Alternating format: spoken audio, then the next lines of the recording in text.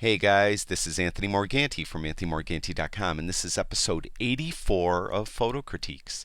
And in Photo Critiques, people send me in some of their best work, and I critique each shot with suggestions on how they can improve it. And today I'm pleased to critique the work of Jared Unverzagt. I'm sorry if I pronounced your name wrong, Jared. Jared tells me that he likes to photograph farms and of his dog, photographs of his dog, and he hasn't been taking pictures very long. And you could see already he's developed a kind of neat style. In the first three shots, you'll see that he likes to have a foreground element and a distinct background element, and he likes to have the foreground element in focus, but the background element out of focus. And that's kind of the opposite of what most of us tend to do when we take landscape shots. So I applaud Jared on kind of this unique style he has. It's awesome. I think it's really nice. And you'll see this first shot's very nice. We got the probably corn, I think, in the front here in perfect focus, and then the background out of focus. Very interesting sky. He has the buildings off to the side, so they're not bullseyed right in the middle of the picture, so they're off to the side. And very, very nice shot. This shot too, I really like this shot a lot. Again, we have a strong in focus foreground and the background is out of focus. And to do that, in this case, he used 1/100th of a second shutter speed with an f11. Now the f11 you would have thought would have gave him a little more depth of field. But he was at the extreme end of his 18 to 55 millimeter zoom, 55 millimeters. So he's pretty close to this dog, focusing on the dog. And so the rest of it is more, he has less depth of field doing it that way. But he has a perfect amount of depth of field to get the dog in focus. The only little thing I could suggest on this shot, very nice looking dog too, I love the coloring on the dog, is the dog, the legs, you got them partially in.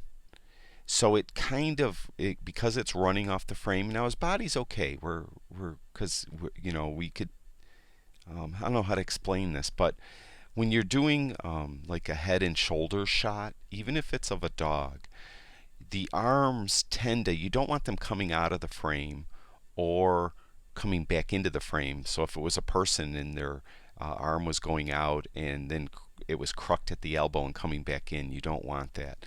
And in this picture of the dog, our eyes will tend to look with the legs of the dog. We're trying to follow the legs of the dog out of the frame, and we want to look into the frame.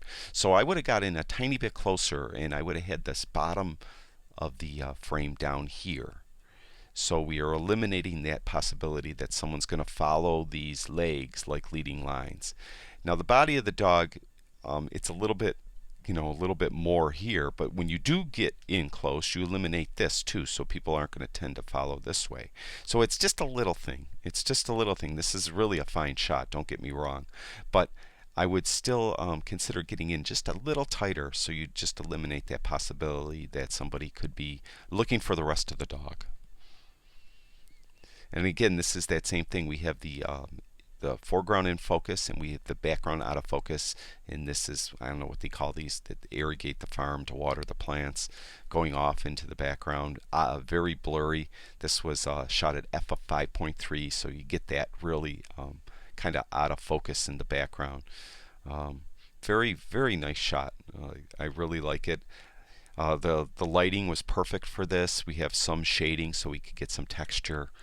I'm sure that there's different times a day where you could visit this and the lighting would have been harsher and had some really, really harsh shadows that wouldn't have been as flattering. So, kudos to that too. You got here on the right time of day, and very nice shot. Now this next shot, a little different style in this one. We're actually just taking a photograph of something in, a piece of equipment on the farm. A couple things. I like that you switched it to black and white. A lot of times in previous critiques I talked, if you have this overwhelming green, and in this case I'm sure it was overwhelming green, our eyes will tend to be oversaturated with the color, and we're not going to really notice the subject of the shot. So making it black and white eliminates that possibility. Just like I talked about, getting in a little closer to the dog will eliminate the possibility that someone's going to look at, see where his legs are going and the rest of his body is going. So in this case, making it black and white, you eliminate the possibility that our eyes will be overwhelmed by the amount of green in the shot. So that was excellent that you did this in black and white. The only small suggestion I can make is the farm equipment's getting cut off over here. So we really want to get all of this in the shot. So all you have to do is zoom out a little bit or back up just a little bit and get the entire piece of equipment in the shot. You might have even been able to, well, no, I was going to say move over to the left a little bit, but I like the angle you have here because we could see this name plate on the vehicle. And so I would say just to back up a little bit on this shot.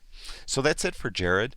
Jared, thank you very much for sharing your images with us. I think you're a very talented photographer, especially seeing, I can't remember in the email exactly, but a very short period of time you've been into photography, and you really have a bright future in photography if you choose to pursue it. So thank you very much.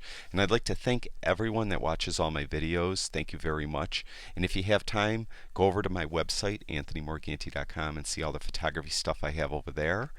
And if you haven't already, I'd really appreciate it if you went over to YouTube and subscribed to my YouTube channel. That's it for now. I'll talk to you guys soon.